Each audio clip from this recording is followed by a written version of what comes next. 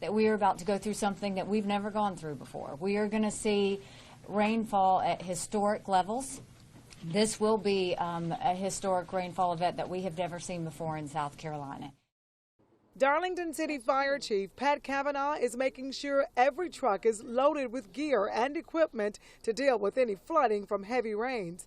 He tells me they need to be ready to help those who may be stranded due to extensive flooding. Raincoats, turnout gear, ropes, harnesses in case we get in a situation where we have to use the harness or rescue someone out of a swift water situation. Public Works crews say if they didn't start clearing ditches like this one this week, it would be too late. If we don't perform our maintenance and if we don't regulate the level of this lake, you'll have ditches filling up and you'll have already saturated ground ponding and puddling and flooding. Drainage maintenance is a constant concern for Adair. In the coastal community of Surfside Beach, keeping water where it belongs is down to a near-exact science. In advance of large storms, we lower our lake levels in conjunction with the tide in a controlled fashion to release water so that we have some storage so we don't have residential street flooding if possible. One way they do that is by hand, raking and shoveling garbage out of the way of pipes. It helps prepare for the heavy rain that's expected this weekend and winds that can blow even more trash and tree branches around.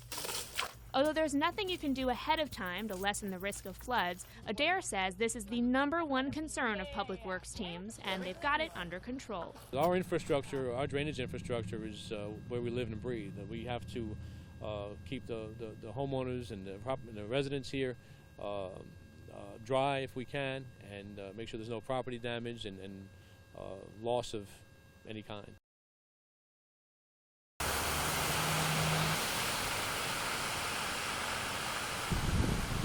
You'll find dozens of flooded streets in Florence, just like this one on Conyers Drive. In some places, there's so much water on the roads, residents can't drive out of their homes or their apartment complexes. Their cars are partially submerged. Some residents complain the city needs to fix its poor drainage system.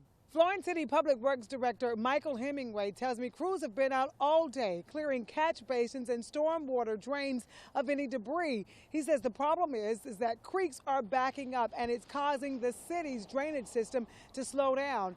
He says they're doing the best they can to relieve flooding as fast as they can. And it's going to keep falling in. Michael Stalling was in the parking lot when the first piece of asphalt collapsed. I came out last night about 11:30, quarter to 12, take the trash out to take my dog for a walk. And just as I walked back on this side where I'm standing now, a 5-foot sinkhole opened up right there, and then it continued on out through the night. Stalling told me he's concerned with how much bigger the sinkhole is going to get. It's getting so close to the foundation of our building, and our transformer power box is on that side, and it's washing away. So if it was to come to worse and the power box was to come over, then we're all out of power. And it's not just an issue for people living in the condos. Ken Burrs lives across the street where a pond has overflowed and the water has nowhere to go. It doesn't drain fast anyways, but now that the pond is completely overflowed, it has to drain down the street and across where that sinkhole is. The sinkhole now is preventing the proper flow of water. Burrs' next-door neighbor tells a similar story. Last night the water came up. I mean, we were concerned that the water was going to be coming in the back doors, came up to the top step over there, almost to the top step over here. There's a couple feet here now. Last night it had to be 4 feet. They're hoping the water will go down even more before round 2 of the rain hits. And if not, we're going to get wet. It's a lot of water. I've never seen it this deep here. If it comes into the house, we're going to have to probably evacuate. Stranded has a whole new meaning for some people in the retreat community in Little River. Last night, the water came and it just kept on coming. The community is now underwater. Horry County Fire Rescue helped more than a dozen people from their homes since last night, including this woman this afternoon. She packed up some of her belongings and left her house that has inches of water throughout it. Horry County Fire Rescue Captain Michael Medeiros says the water at one point last night was higher than waist deep. That left people with no place to go. Most of it was panic. There were a couple actual emergencies, and then others were, not just the panic part, but, folks that may need, refill a prescription or need to get to a loved one, that type of stuff. Around 4 o'clock this morning, we got our first calls for flooding. And probably around 5 o'clock, we started getting calls for people who were trapped in homes or cars. And pretty much all day today, we've been going, taking boats and getting people out of houses and getting them out of apartments, out of cars. People driving through the floodwaters and get about halfway and can't get any further. The rescue boat fits about 3 people comfortably. Crews walked alongside the boat to make room for others. Most people in the community say they're staying put, but say it's a relief to know they could be saved if or when they need help. If we had an emergency, we would call 911 and ask to be rescued. But right now we're just kind of staying in, and we're even cleaning house today. The fire chief says they've done at least 60 water rescues by boat, and they expect that number to rise as the night goes on. Homeowners in the area fearing for the worst. I'm worried about our house just lifting up and floating away. Despite the devastation, city officials say the floodwaters won't drown the city's spirit. We'll get through this. It's just a matter of drying out, but you know, there's been a lot of flooding in some areas of the city, and you know, we're going to deal with it best we can. There are now lakes in Lake City where there weren't lakes before, like here on West Thomas Street.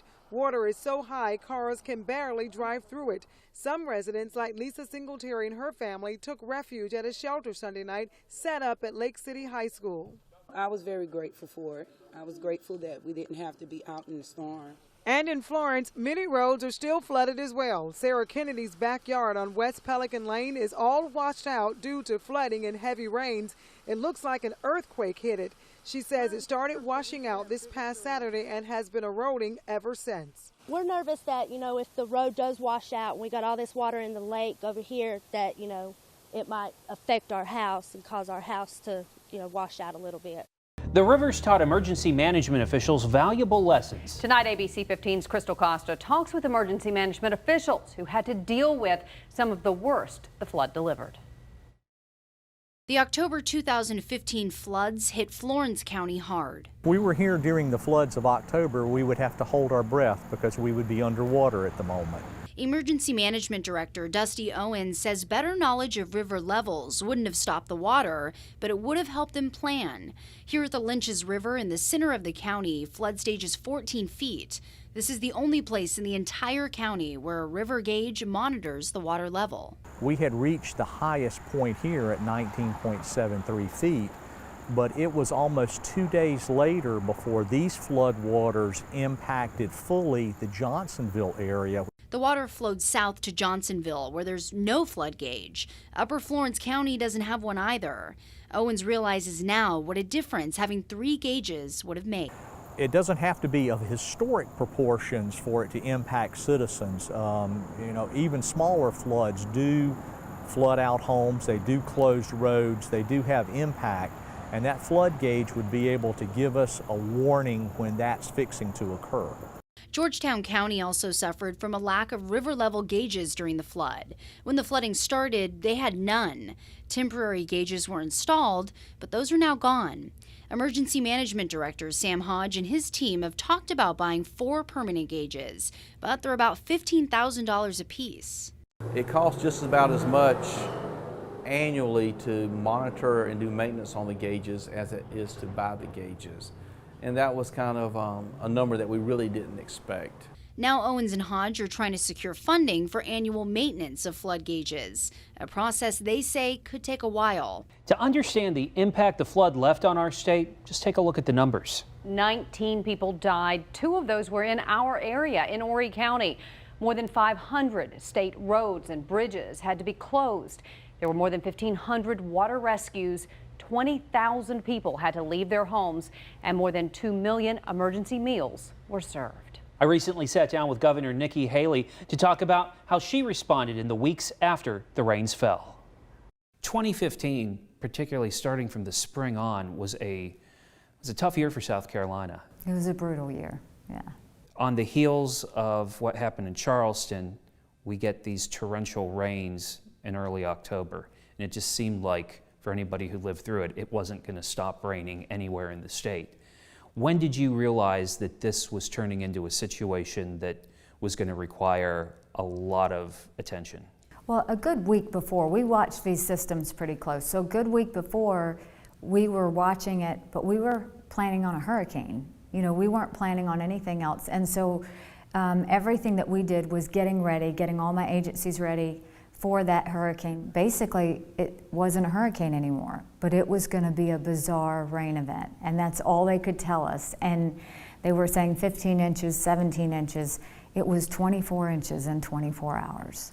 After all of the rain finally subsided, when we were driving through Columbia Sunday morning, I mean, my only thought was, how many people did we lose? Because it was just so much water. And then it was, after that, you know, meeting with all of my agency directors twice a day, basically living at the Emergency Management Division for 2 weeks, then making sure we went out on the road because we didn't want people to have to find us.